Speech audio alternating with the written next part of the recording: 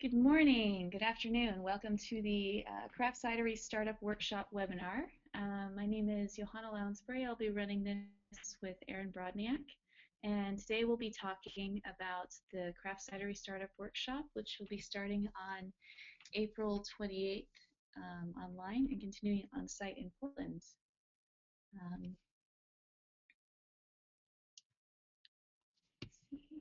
All right, as I said, my name is Johanna Lounsbury. I'm a project manager at Oregon State University, the Professional and Continuing Education Unit, and I'll be providing program coordination and overseeing the workshop's day-to-day activities in Portland in May. Aaron Brodniak is going to be the course instructor for the online portion as well as the first day of the course, and I'm going to let him introduce himself later on in the presentation when he talks. Just a real quick overview of what you can expect today. I'll be talking about the course format and location as well as learning objectives. We'll talk a little bit about the course instructors. And I'm going to go ahead and start off and talk about the workshop overview and course outcomes and let Aaron finish off those topics and talk about what he'll be teaching during the online and on-site portion. At the very end, we'll have a question and answer session.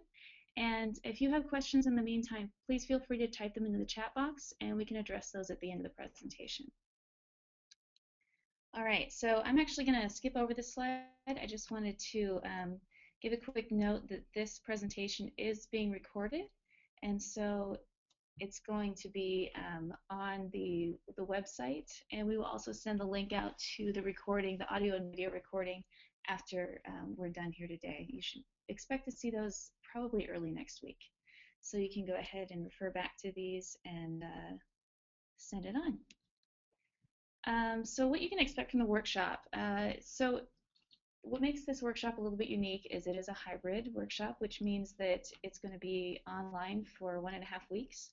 And there's going to be a 3-hour per week time commitment. Now that's going to include both your assignments and whatever readings you need to be doing.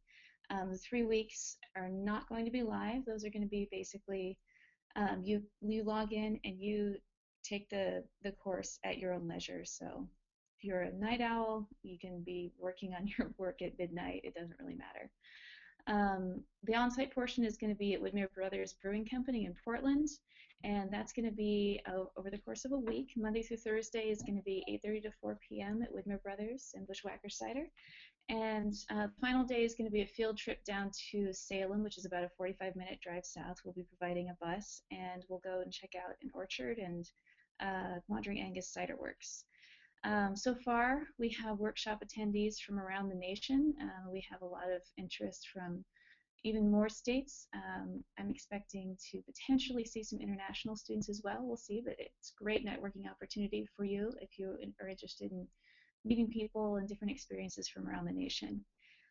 What you can expect in this workshop is something that's extremely fast-paced and a lot of information packed within just a couple of days, as well as networking opportunities with your fellow students and with the instructors who are going to be cidery owners and founders, suppliers and regulators, and others within the industry. On Wednesday, we're going to do an optional cider dinner as well, which we'll have more information on that soon. So I'm going to glean over this slide and let you go back to it later on at your own leisure. Portland has a lot of great cidery, a few great cideries, and a lot of locations where you can purchase some of the great cider from around the world. It's kind of neat. So the course instructors you can expect to learn from are going to be Aaron Brodniak, who's on the webinar with me today. He'll be teaching the online portion as well as a day of on-site. On Tuesday, Martha Tevenkamp from the TTB will be talking about federal regulations, and David Green from the OLCC will be talking about permitting and regulating in Oregon as well as a few other states that are very different. And then Joel Vandenbrink from Seattle Cider Company will be talking about his experience with opening a cidery after he'd successfully launched a brewery and found out he had celiacs. Wednesday's class will be held at Bushwhacker Cider Pub and will be taught by the founder and cider maker Jeff Smith there, which will be interesting because he's not only a cider maker who works with a distributor to distribute his cider, but he also acts as a distributor for other ciders himself. That night will potentially be the cider dinner. Thursday will be with Nick Gunn and James Kahn of Wandering Angus in Salem. And then Friday is going to be the field trip for the orchard tour and final presentation at the Wandering Angus Cider Works. I'm going to glean over this one, let you come back to it later on. The learning outcomes of this workshop are really what we're hoping you're going to walk away with. And these include understanding how to successfully execute the many steps it takes to open a cidery.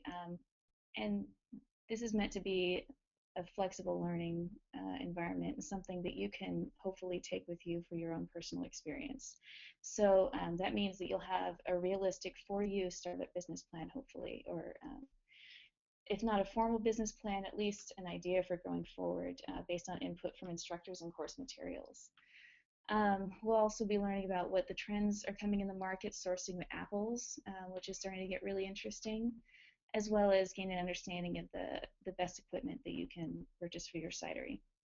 You'll also know about which permits you'll need, as well as how to kind of follow the rules once you're in operation. And you'll also be able to develop your industry network with people who are within the industry and people who are supporters of the industry.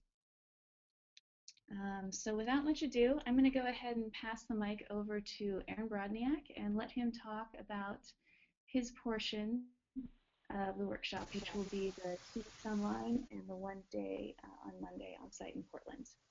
It's all yours, Aaron. All right. Can you hear me okay? Yeah, I can hear you. All right.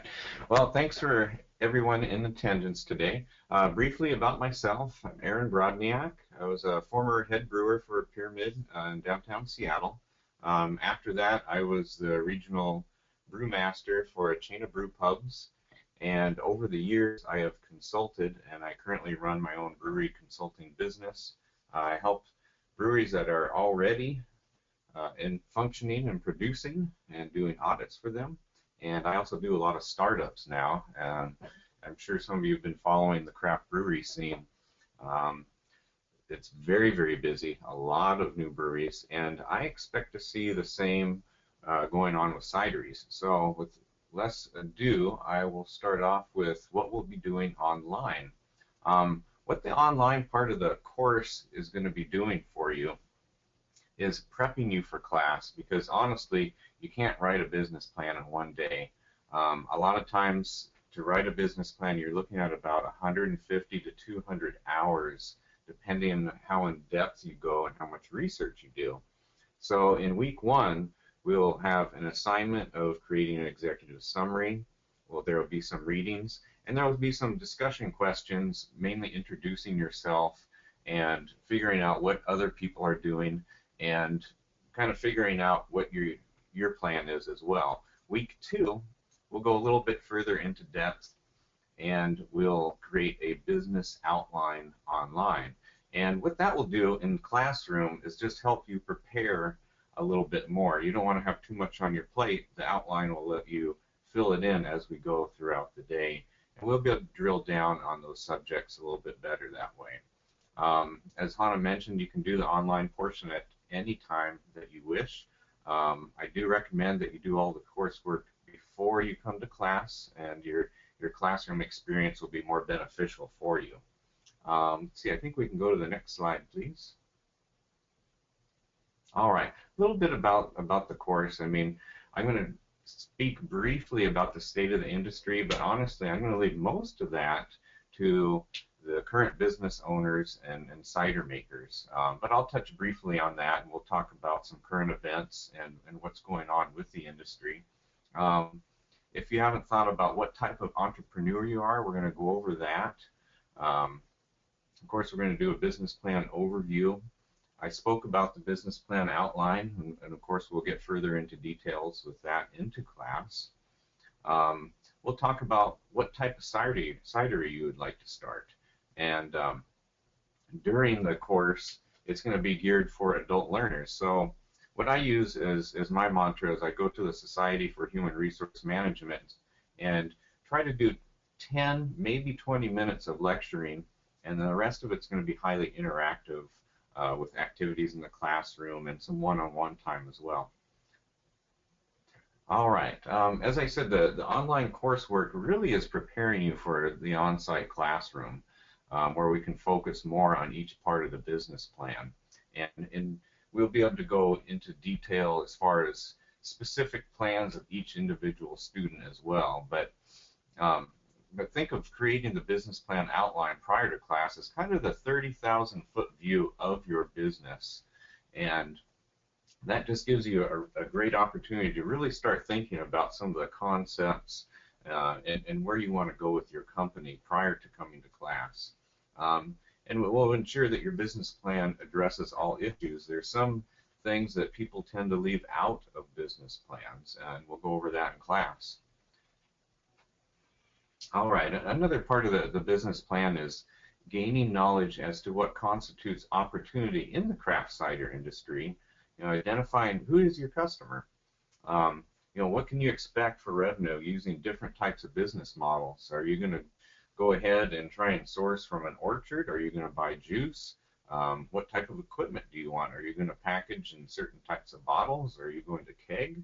And that kind of goes into where is craft cider marketed? And a lot of the times it's right alongside craft beer, both in the on-premise and on-premise and off-premise accounts, and looking at strategies that will make you successful, and not just short-term, but long-term.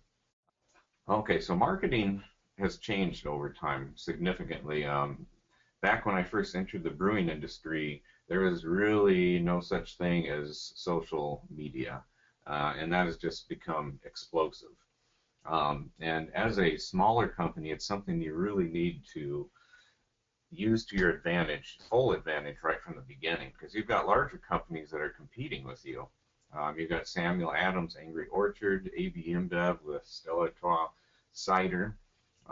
So you should not just assume that you're going to make something and people will just buy it. So you are going to have to get the word out, and you are going to have a niche in order to do that. The expense of equipment we'll go over. Sometimes that's shocking to people. It usually is for my clients. And then the accompanying facility cost of starting a cidery, or even a cider pub. Let's see, I think we've got one more slide. All right, and then kind of the final piece to all this is all the relevant business laws, because the alcohol industry is highly regulated, and that means it's highly taxed. So knowing the true cost and how it's going to impact your financial needs for bringing your company into fruition and bringing that online. So we'll be going over time frames for obtaining permits and licenses, and how that is going to affect your finances. So for instance, certain areas in the United States will have taxes starting at the city, county level. We're not just talking state and federal. So depending where you're located in the country, it's going to take a little bit of research. And I can certainly help people find some resources if you don't have that. So that'll be another great part of the class, is you'll have all these great entrepreneurs in the cider industry at your disposal during the class to ask questions.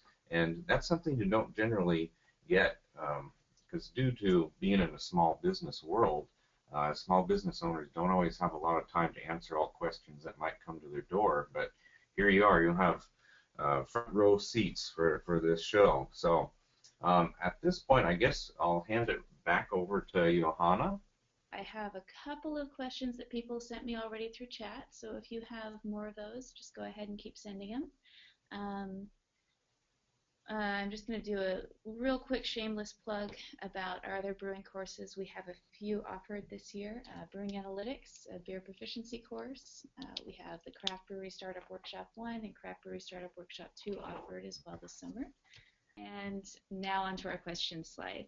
I see a couple of people have already typed in questions. Please continue to do so. But if you have something that comes up after this this webinar, then please feel free to contact us at either the phone number provided or the email provided. We also have a lot of information on our website at pace.oregonstate.edu/beer. So I'm going to go ahead and look at the first question and read it out loud. The first question is it necessary to own an apple orchard to produce craft cider, or can one source apples from existing orchards? Well, it really depends where you're located, and you're seeing this issue also with craft beer. Is there's a finite amount of these resources out there, and as more cideries come online, there's more competition for these apples. So some cideries actually have their own orchards, so they're always going to have that, unless there's some type of a blight, if you will, or bad crop conditions. So depending where you're at and depending on your competitors, it could be difficult or it could be relatively easy to get your apples or buy juice. Awesome. Thank you, Aaron. Next question we have is when and how much in-classroom time will there be? So it's going to be, the workshop will be 8:30 to 4 o'clock, Monday through Thursday. And then on Friday, it's going to go from 9:30 to about 2:30 or 3 o'clock. So I think you can expect to have about, give or take, about 31 and a half hours in the classroom. On-site, or sorry, that's for the on-site portion. Online, I would say about 4 to 6 hours total time commitment in the online portion, give or take again. Great question, thank you. Next question is, will there be any discussion on the actual process of making cider? There is going to be a little bit of a discussion at Wandering Angus on the final day. They're going to be talking a little bit about operations and a little bit about process. The gist of this course is really about entrepreneurship, though. So I think it's pretty hard to have any kind of course about cider without talking about process to a certain extent. But again, we'll mostly be focusing on entrepreneurship and how to get your cider out there. Great question, thank you. And let's see, how much of the course can be done online and remotely? So like I said, it's going to be about 4 to 6 hours time commitment online. We are playing around with the idea of offering offering the opportunity for people to take just the online portion of the course. And so there would be a tiny bit of additional work there. We're playing around with the idea now, and so I'm not sure exactly what the time commitment would be there, but that is an option of just taking the online portion and not going to Portland for the on-site. Let's see, another question is, the focus of this course seems to be geared towards starting a cidery. I just recently obtained all licensing and permits, so is it still worthwhile to take this class? I'm already neck deep in the process, so is it too late for me? So I'm not sure if Aaron wants to talk to that a little bit, but what I can say is I think education is always a good idea. It's not just the education that you're going to get from this course, but it's also a networking opportunity as well, and being able to talk to cider instructors. I know you've probably talked to other cider owners and founders, but you're just going to be able to add to this wealth of knowledge. And if you think about the cost that it takes to start up a cidery, the cost commitment for this course, which is $12.50, really is kind of small potatoes. So I think it is something that's definitely worth people's time. But great question, thank you. Aaron, do you have anything to add, or? Well, it's hard to say because I don't know at what level the business plan has come about. So this could be a good opportunity to look more long term and perhaps go over that with a fine-tooth comb and see if there's anything that we could tease out that would be of benefit. And so to what you said about education is always useful. This is definitely one of those times because you have so much exposure to the cider makers, and then someone who's done business plans like myself successfully for other companies. It's a good opportunity to maybe tweak things or realize that, wow, I actually have to make a big change from where I thought I should be. And that did happen to a brewery I was consulting for. They were in business for a few years, and then they realized that they had the wrong business entity chosen from the beginning, and had they planned properly, that could have been prevented. So I think there is definitely some value. Thank you, Aaron. Cool. Yeah, great question. Another question, is it possible to take the online portion only if work schedules do not allow for a full week on-site course? Again, yeah, that's definitely something that we'll be talking about, and I think that's something we're going to be going with. So I'm not sure exactly what it's going to look like at this point, but we can definitely send out more information on that somewhat soon. Thank you. Do you all have any deals with local hotels for out-of-state people? I'm from California. Is this okay? Yes, it's okay. You're from California. We can forgive you. Yeah, definitely. There are hotel deals that you can find on, Priceline, Travelocity, all sites like that. But we have blocked off some rooms for the course. We are getting some special deals from hotels, but maybe not the best deals you'd be able to find if you looked on your own. We will be sending out a guide to Portland somewhat soon. We'll also be posting that on the website so people can find out all those logistics, basically how to get from the airport to their hotel, and how to get around the city, how to get to the course, and also some of the room blockages that we've set up. So thanks for that question. Let's see. How does this course compare to the course from the Northwest Agricultural Business Center? I think what you may be talking about is the course that is I'm not exactly sure which course you're talking about there. I'm assuming it's the one in Washington at Mount Vernon.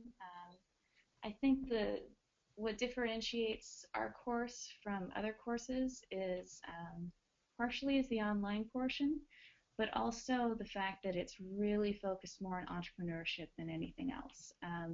It's not necessarily a process course, even though the topic will come up every now and then. A lot of other cider courses that are out there really talk about how to and the making of, and so I think that's really kind of a differentiation for us.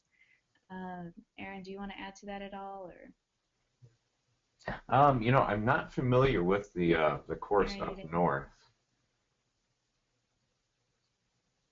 Can you hear me? Okay.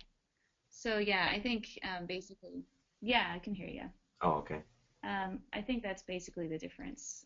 Is yeah, and we can definitely look that up and get back to you on that as well. But thanks for the question.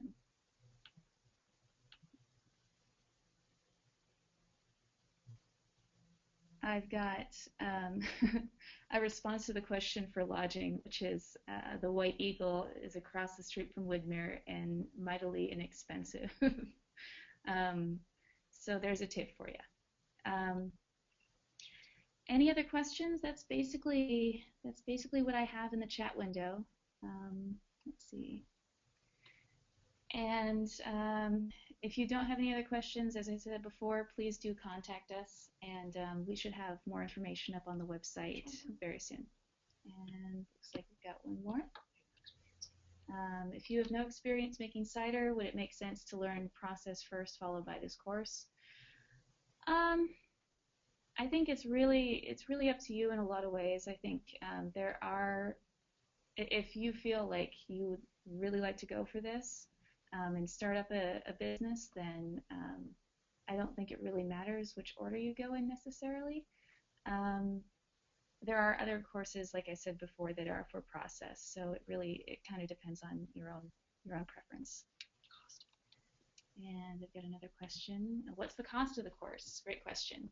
The cost of the course is $11.75 plus $50 registration fee, which makes it a total of $12.50, and that's for the entire course, so the online portion and the on-site portion, which is about, I would say, about 37 hours of class time. All right, so I've got a couple more questions, which is great. How often do you think you might do this course if the Californians can't make it up this time around? We are planning on offering this course once a year in Portland and online as well. So it'll probably be around the same time again next year, April or May. Great question. And yeah, we do have the online only portion available, which we will finesse and get out there very soon. Oh, one more question. What are the live dates for the course? Um, the live dates for the course are going to be May 12th through May 16th. And the online portion is April 28th through May 9th. Alrighty. I don't see any further questions. So with that, I'm just going to go ahead and say thank you to Aaron and thank you to everyone else for joining us today and hearing more about the Craft Cidery Startup Workshop. Please feel free to contact us if you have questions. We'll also be sending out an email sometime this week or next with the webinar recording, as well as a syllabus for the course and a little more information on logistics for when you come to Portland. Oh, I've got, let's see, how often do you think?